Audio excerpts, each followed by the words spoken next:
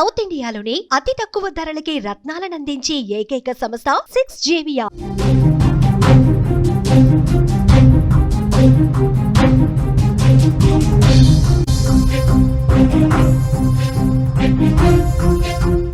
Big breaking news చూస్తున్నాం. ఏపీలో auto డ్రైవర్లకు గుడ్ న్యూస్ అందింది.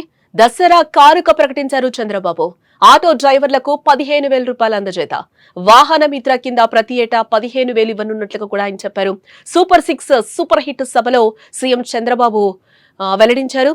ఏపీలోని ఆటో డ్రైవర్లకు సీఎం చంద్రబాబు నాయుడు దసరా కానుక ప్రకటించారు. ఆటో డ్రైవర్లకు 15,000 ఆర్థిక సాయం అందించనున్నట్లుగా కూడా ఆయన ఆ సభలో ప్రకటించారు. వాహన మిత్ర కింద రాష్ట్రంలోని ఆటో డ్రైవర్లకు ప్రతి ఏటా 15,000 రూపాయలు అందిస్తామని సీఎం చంద్రబాబు ప్రకటించారు. ఈ ఏడాది దసరా రోజున 15,000 రూపాయలు ఇస్తామని కూడా అనంతపురం సభలో ఆయన ప్రకటించడం జరిగింది. అలాగే 2.5 లక్షల ఆరోగ్య బీమా సౌకర్యం కల్పిస్తామని కూడా ఆయన ప్రకటించారు. ఎన్డీఏ ప్రభుత్వం అనంతపురంలో సూపర్ 6 సూపర్ హిట్ సభనైతే నిర్వహించింది. ఈ సభకు హాజరైన సీఎం చంద్రబాబు ఆటో డ్రైవర్లకైతే గుడ్ న్యూస్ చెప్పారని కూడా చెప్పుకోవచ్చు. ఇక మరోవైపు ఏపీలో శ్రీశక్తి పథకంలో భాగంగా మహిళలకు ఉచిత బస్సు ప్రయాణ సదుపాయం కల్పిస్తున్న సంగతి కూడా మనకు తెలిసిందే.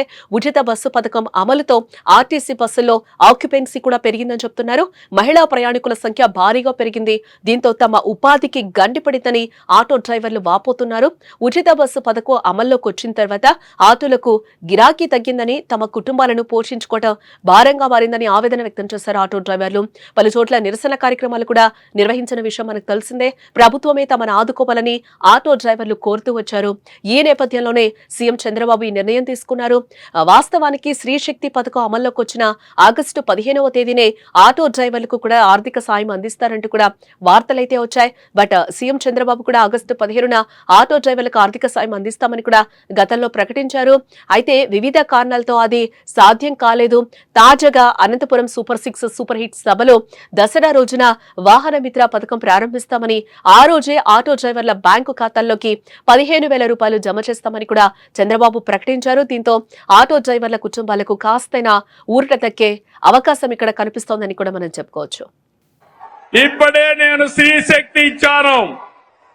ఈ రోజు మీ అందరికీ హామీ ఇస్తున్నా, దసరా రోజున ఆటో డ్రైవర్లందరికీ వాహన మిత్ర కింద 15,000 రూపాయలు ఆర్థిక సహాయం చేస్తామని అనౌన్స్ చేస్తున్నాను.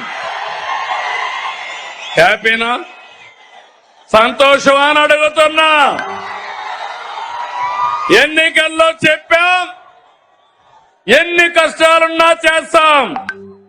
వాహన మిత్ర కింద సంవత్సరానికి ఆటో డ్రైవర్లకి 15,000 ఇస్తామని మీ అందరికీ హామీ ఇస్తున్నా.